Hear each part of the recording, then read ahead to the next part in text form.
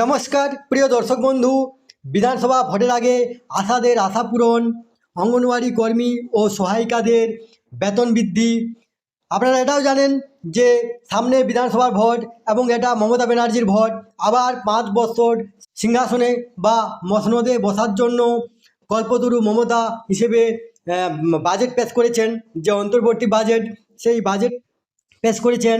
তো তাহলে আসুন আমরা ভিডিওর মাধ্যমে দেখে নেব যে এই নিয়ে পত্রিকাতে কী লিখেছে, আশাদের আশা পূরণ কীভাবে করা হয়েছে এবং অঙ্গনওয়াড়ি কর্মী ও অঙ্গনওয়াড়ি সহায়িকাদের কতটা বেতন বেড়েছে।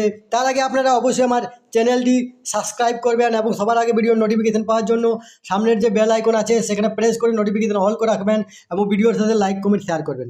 তবে দেখুন দেখুন পত্রিকাতে কী লিখেছি, আশাদের আশা পূরণ, মাসিক সাম্মানিক বাড়ল 1000। আশাদের আশা পূরণ, এপ্রিল থেকেই আশাকর্মীদের মাসিক সাম্মানিক 1000 টাকা বেড়ে 6250 টাকা হচ্ছে।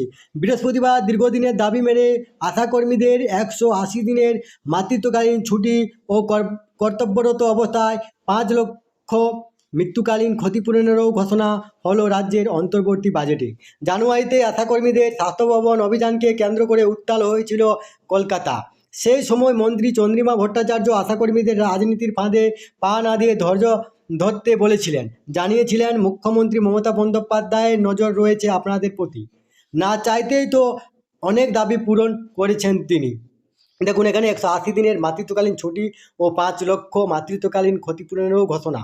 মাসিক 1000 টাকা বৃদ্ধি আশাকর্মী, অঙ্গনওয়াড়ি কর্মী ও সহায়িকাদের।